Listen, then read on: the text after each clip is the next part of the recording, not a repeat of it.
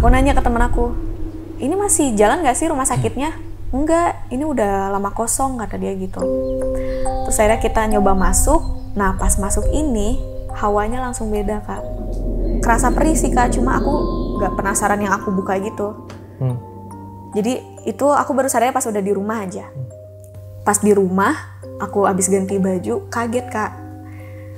Tiba-tiba di pinggang aku ada bekas ini Kak, 3 jari gitu warna merah.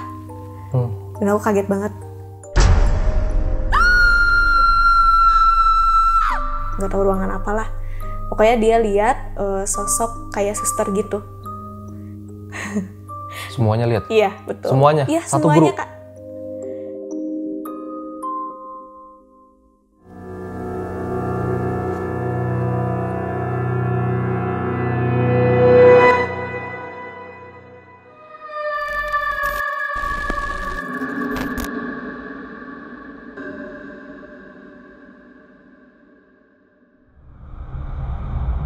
Kembali lagi bersama gue host magang di Om Mamat Season 4. Ketakutan terbesar adalah dirimu sendiri.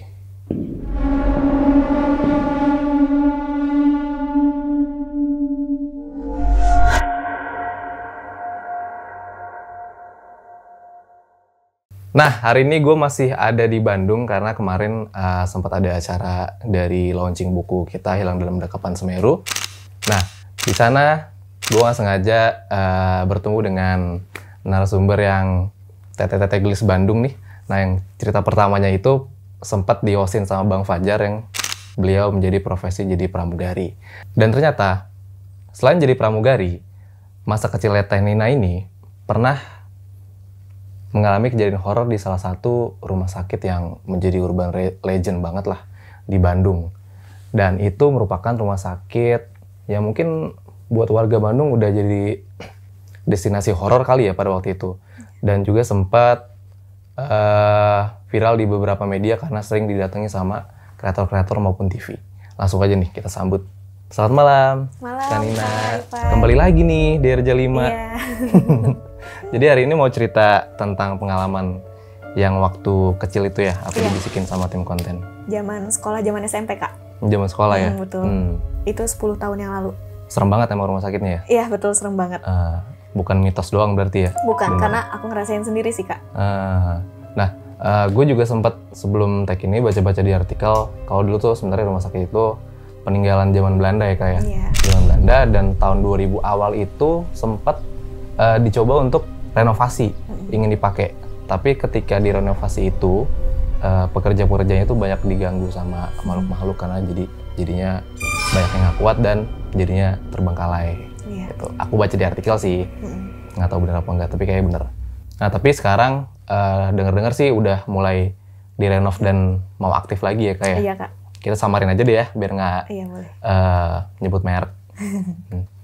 Oke deh, sebelum dilanjutkan jangan lupa kalian follow, subscribe RJ5 dan komen sebanyak-banyaknya. Dan juga kalau mau ngirim-kirim cerita langsung aja kirim ke sini, bisa DM, email, dan komen di bawah juga bisa.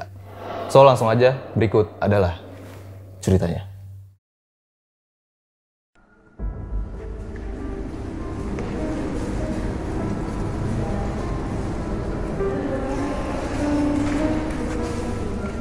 Ya, boleh diceritain Kak Nina, ceritanya gimana? Jadi waktu itu sekitar 10 tahun yang lalu ya Kak, di tahun 2011. Waktu itu aku masih duduk di bangku kelas 3 SMP. Nah, aku sama teman-teman aku abis foto kelas Kak. Karena Kakak pernah dengar gak sih budaya di Bandung itu selalu foto bareng gitu kan? Kayaknya nggak di Bandung aja deh. Oh ya? Di mana-mana nggak sih? Soalnya aku pernah lihat karena di Bandung. Sering tiap kenaikan kelas pasti foto.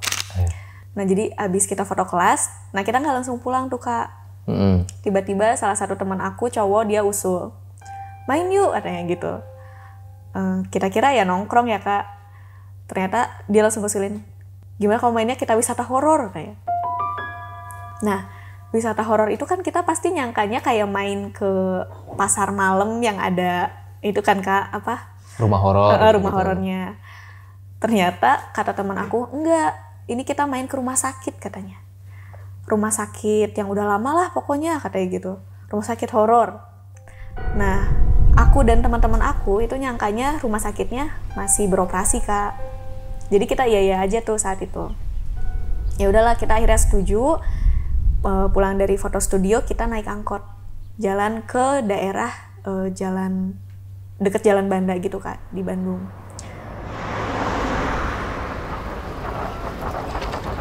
Pas kita berangkat, nyampe lah di rumah sakit itu. Pas ngeliat dari luar, rumah sakitnya tuh emang rumah sakit tua gitu, Kak. Dan arsitekturnya tuh ada foto ukiran batu besar wajah Belanda gitu di rumah sakitnya. Terus aku nanya ke temen aku, ini masih jalan gak sih rumah sakitnya? Enggak, ini udah lama kosong, kata dia gitu. Terus akhirnya kita nyoba masuk. Nah pas masuk ini hawanya langsung beda, Kak. Jadi kayak pas masih di luar pagar tuh masih hawa kayak gini, Kak, gitu ya, biasa. Tapi pas udah mendekati rumah sakitnya itu langsung kerasa jelek dan panas seluruh badan gitu. Nah pas ngerasain itu, aku dan teman-teman, ada beberapa teman yang gak mau masuk karena udah ngerasain dari awal gitu ya, hawanya beda.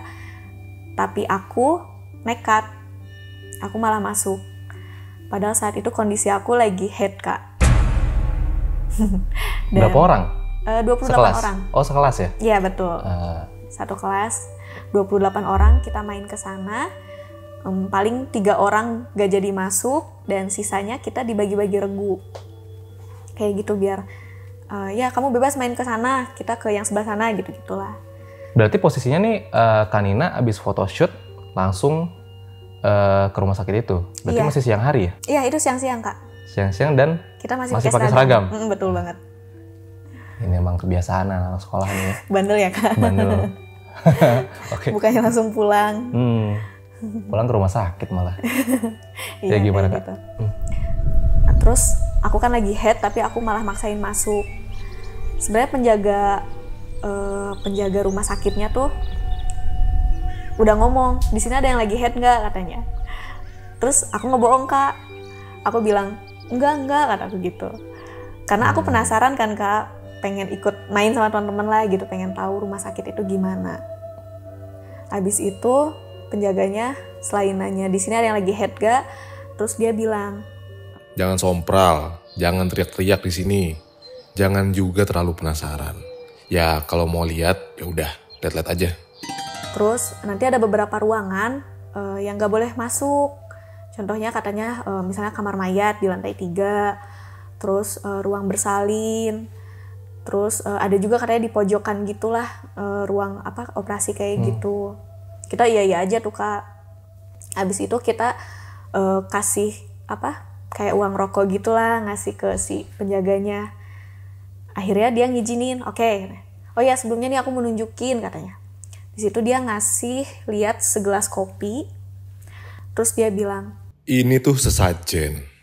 Kalian bisa lihat sendiri kan, bubuk kopinya ada di atas. Ini tandanya sudah diminum sama penunggunya. Di situ kita udah mulai ngeri dong, Kak. Bisa kayak gitu ya gitu. Udahlah.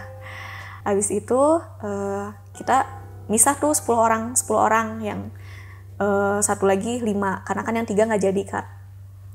Jadi kita berpisah. Nah yang grup aku itu langsung pengen ke lantai 3. Jadi nggak lihat-lihat lantai 1, 2 dulu, langsung ke lantai 3. Pas kita ke lantai 3,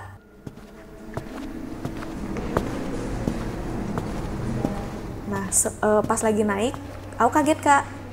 Tiba-tiba kayak ada yang ini pinggang aku, kayak Noel gitu. Kerasa perih sih, Kak, cuma aku nggak penasaran yang aku buka gitu. Jadi itu aku baru sadarnya pas udah di rumah aja. Ya udah kan aku cuek pas ngerasa ditoel. Terus akhirnya aku lanjut jalan ngeliat-liat kondisi rumah sakitnya.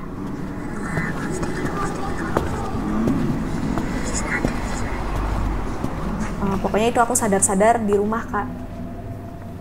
Pas di rumah aku abis ganti baju, kaget, Kak. Tiba-tiba di pinggang aku ada bekas ini, Kak, 3 jari gitu, warna merah. Dan aku kaget banget.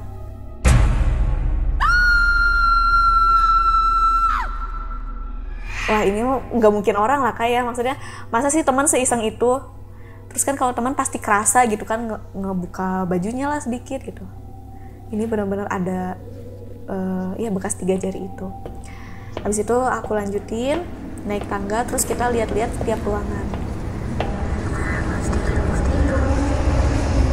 Ternyata bener Kak, rumah sakit itu tuh udah lama banget gak dioperasiin, tapi anehnya peralatan medisnya masih ada semua Kak. Jadi kayak Ditinggalin? Iya betul. Dan ada juga properti yang masih di plastik. Jadi benar-benar masih baru, tapi nggak tahu kenapa itu nggak diambil, nggak dikosongin gitu. Kayak keranda, terus kursi, pokoknya lengkap Kak, peralatan medis semua ada. Abis itu iseng juga kayak baca-baca tulisan di dinding rumah sakitnya. Itu masih ada Kak, kayak tanda tangan, kayak ya aturan-aturan rumah sakitnya, terus tahunnya, bahkan tahunnya udah lama banget Kak, sekitar 1990-an gitu si rumah sakitnya tuh. Habis itu udah kita lihat-lihat tiap ruangan. Nah terus ada juga tuh ruangan mayat kan, cuma kan karena nggak boleh dimasukin dan emang nggak berani juga sih Kak, karena kan dari judulnya aja kamar mayat. Ngeri ya Kak untuk dimasukin. Tapi dari penjaganya itu sempat dikasih tahu nggak sih, kalian jangan sampai masuk ke ruangan ini, jangan ke ruangan yang apa gitu? Sempat. Pantangannya apa? Nanti takut kesurupan Kak. Maksudnya jangan masuk ke ruangan apa? Itu kamar mayat. Kamar mayat, kamar bersalin, sama ruangan operasi yang di ujung. Kayak gitu. Nah untuk kamar mayat dan si kamar bersalin ini kan ini kan posisi pintunya ditutup ya Kak. Jadi kita juga otomatis gak berani buka. Nah abis itu kita jalan lagi nih.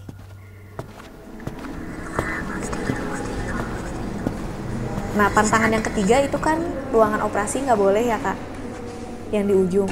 Tapi si ruangan operasi ini posisi pintunya nggak ditutup Kak. Jadi kita penasaran dong. Lihat aja yuk, orang dibuka tuh si pintunya gitu. Yuk kita jalan aja ke sana. Nah pas jalan ke sana, baru aja jalan Kak, padahal belum terlalu dekat. Nah di sini yang bikin kaget, tiba-tiba si penunggu rumah sakitnya kayak marah serempak gitu Kak. Marah serempak tuh dimana tiba-tiba kaca rumah sakit dari ujung ke ujung itu ada yang ngetok kenceng banget, gitu Kak, kenceng banget. Ya itu nggak mungkin orang kan Kak, karena kalau orang kan pasti misalnya orang jahil ketuk-ketuk pasti kan pindah dulu, ketuk-ketuk, pindah ke ruangan ini, ketuk-ketuk lagi, harusnya gitu kan. Nah ini enggak Kak, bener-bener dari ujung kanan ke ujung kiri itu serempak. Suara ketukan marah gitu.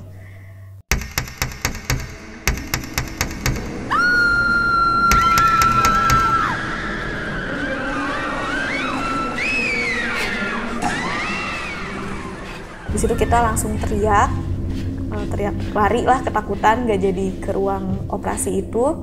Terus akhirnya kita keluar dari rumah sakit. Dan regu yang lain masih lihat-lihat sih, mereka belum tahu. Tapi yang regu aku udah nyerah sih Kak, udah ketakutan duluan gitu. Terus yang regu sebelah masih di dalam? Masih di dalam Kak. Nah regu aku kan akhirnya nunggu tuh di luar, karena itu juga posisinya kan udah mau sore kan Kak. Kita nunggu di luar sampai akhirnya kita udah kumpul tuh semuanya. Terus diledek lah kayak, ih udah keluar duluan, dasar penakut gitu-gitu. Penakut orang diganggu gitu kan, kata regu aku. Terus aku nanya lah, kalian gimana, ngalamin apa aja nih? Nah ternyata teman aku lebih ngerinya. Dia kayak lihat sosok gitu Kak. Jadi pas masuk ke ruangan di lantai 2, nggak tahu ruangan apalah, pokoknya dia lihat sosok kayak suster gitu.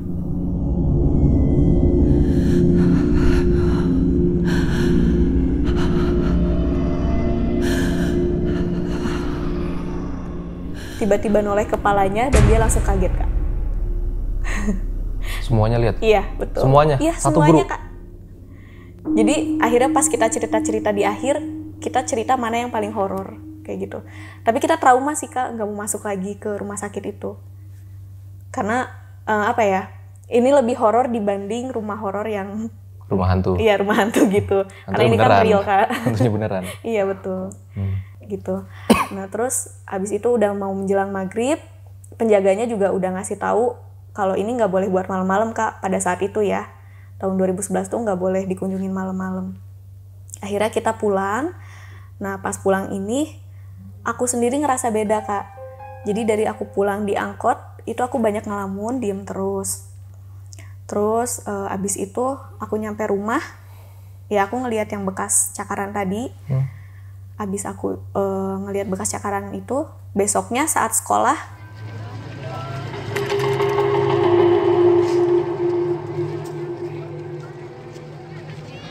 nah di sini Kak, aku ngerasa aku ketempelan karena aku lagi head. Ini masih ada? Cakarannya masih Enggak, ada? udah nggak ada Kak. Udah nggak ada? Udah hilang. Kira ada terus. Enggak, udah hilang. Jadi pas aku sekolah, nah orang-orang terdekat aku ngerasa aku beda. Bedanya kayak aku yang biasanya di sekolah kalem nih misalnya, saat itu aku banyak ngomong kasar, Kak. Dan katanya aku kayak bukan Nina yang biasanya. Entah itu tiba-tiba ngeliatin, terus tiba-tiba marah, melotot, terus kayak misalnya ke guru juga apa kayak gitu. Tapi aku nggak sadar, Kak. Jadi itu review dari teman-teman aku lah cerita. Terus aku ngomong kasar kayak gitu. Sampai akhirnya salah satu teman aku ini iseng nanya, kamu kemarin pas ke rumah sakit lagi mens ya, katanya gitu.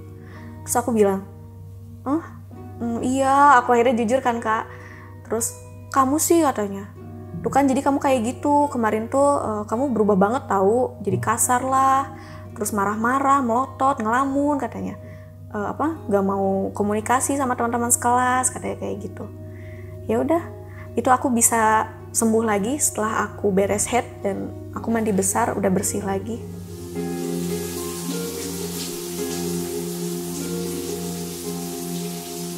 Aku biasa lagi, Kak.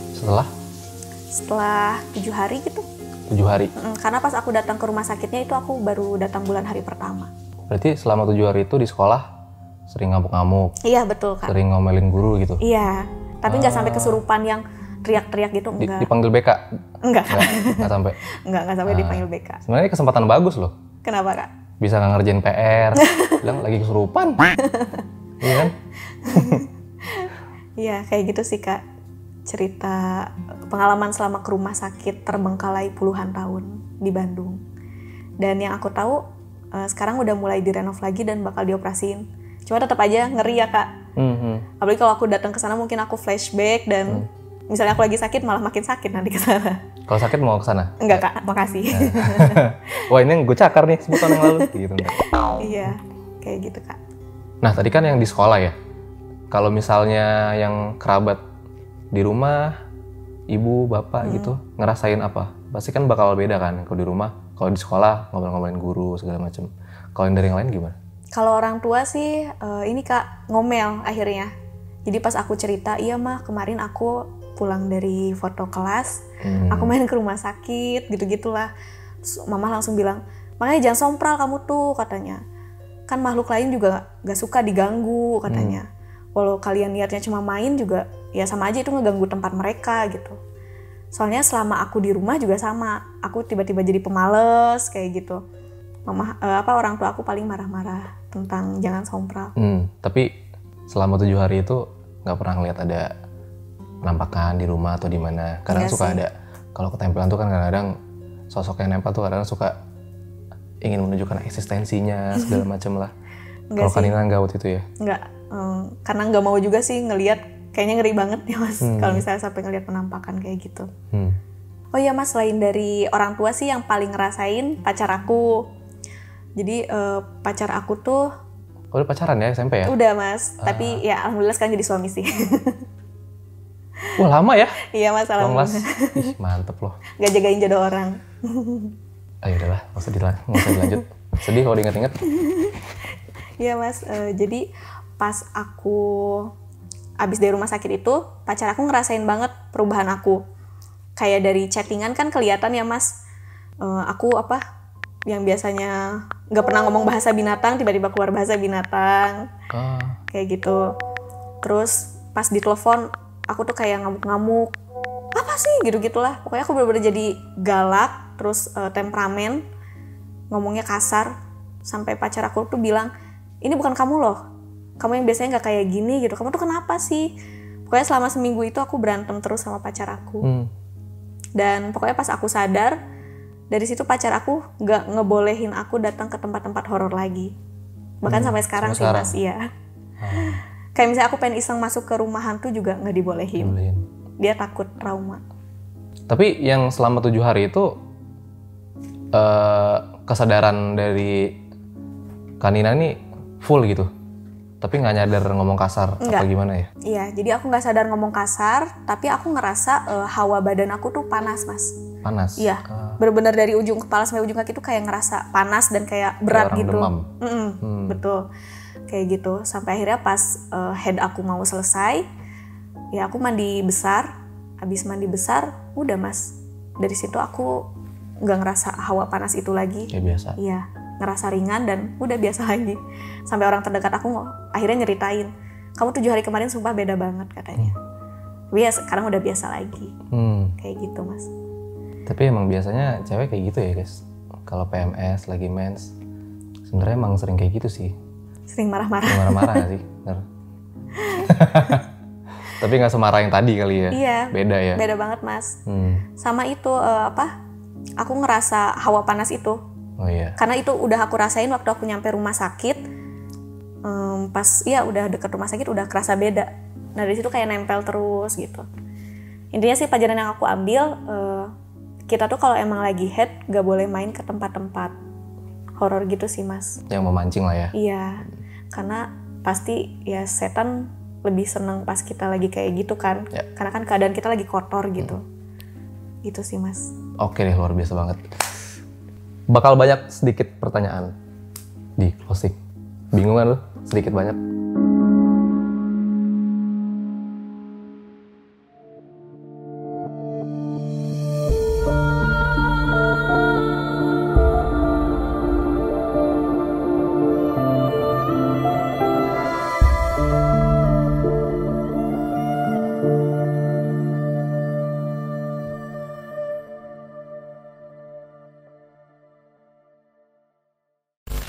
Itu dia guys, cerita yang luar biasa banget dari Teh Nina tentang pengalamannya uji nyali di salah satu rumah sakit yang terbengkalai dan horor banget kata orang-orang di Bandung.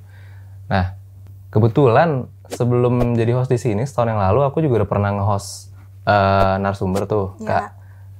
Ceritanya itu uji nyali juga di rumah sakit, tapi rumah sakit di Subang. Oh. Iya, kenapa giran di rumah sakit gua hostnya ya? Kaitannya apa ya gitu ya. Tapi yang waktu itu yang rumah sakit Subang itu dia memang bener-bener content creator. Jadi dia emang bikin konten di sana. Emang sompral, namanya ada ya uji-uji mitos-mitos tempat gitulah. Kalau Kak Nina ini kan bener-bener kekepoan anak-anak pada zaman dulu kan. Penasaran. Nah, ngomong-ngomong kesurupan, aku juga dulu pernah punya temen cerita. Kebetulan pas SMA juga. Jadi di tongkrongan aku tuh dulu SMA ada pohon beringin tuh Kak. Nah di situ tuh emang terkenal angker. Nah ada salah satu temen aku cewek. Dia itu setelah pulang dari sana kan kita kayak ngomong-ngomong sering ngomong kasar lah gitu kan ya. Setelah pulang dari sana keesokan hari itu emang dia agak beda orangnya. Kadang suka bengong. Dan pas di sekolah sering kesurupan. Selama 2 tahun. 2 tahun kan? 2 tahun. Dari kelas 1 sampai kelas 3. Gila. Sering kesurupan. Pas ditanya kadang-kadang bukan dia yang jawab. Dan akhirnya setelah UN waktu itu ujian nasional, mulai dibersihin tuh. Mulai ditanya sama orang-orang yang bisa. Nah, pas dilakukan proses itu, beres. Dan dia, shockingnya, banyak kejadian yang lupa selama dia di SMA. Kayak hilang ingatan ya jadinya. Iya. Jadi kayak dulu kan ya dia kan punya pacar gitu ya. Berarti kan pacaran sama dia tuh siapa gitu ya. Jadi dia kayak lost memory gitu. Sampai yang gitu juga lupa. Jadi kayak ada orang yang ngendalin dia, nggak tahu lah. Dan kata itu sosok yang kelas 1 itu yang di pohon itu, sosok cewek yang demen sama dia. Iya. Nah, Kanina 7 hari, kan ini 3 tahun. Iya, ada yang lebih Gokil, lama ya ada yang lebih lama ternyata ya. Amit-amit deh. Oke deh, luar biasa banget nih obrolan kita hari ini sama Kanina. Oh ya, Kanina ini kan pramugari ya. Pramugari di salah satu maskapai penerbangan, dan kemarin di cerita pertama dia udah resign ya dari maskapai itu, dan Betul. sekarang mau mulai nyoba lagi ya kayak. Iya, udah nyoba-nyoba. Kemarin sempat ini hampir keterima yang maskapai luar negeri, cuma nggak diambil. Maskapai luar negeri. Iya. Belum siap ninggalin Indo, Kak. Masih pengen di Indo aja dulu. Belum siap LDR ya. Iya, betul. Oke deh, kita doain supaya cita-citanya Kanina yang tercapai ya. Ya, amin Kak Ivan, makasih banyak. Oke deh, kita keluarin nih kata-kata mutiara dari Bang Fajar dari dulu. Ambil baiknya, buang buruknya. Ketika kalian mendengar cerita-cerita horor kayak gini, jangan membuat kalian takut, tapi kalian akan lebih percaya dengan kebesarannya. Gua, Pos Magang Ivan Haryo, samping gua Nina. ada Teh Nina, undur diri. Ciao.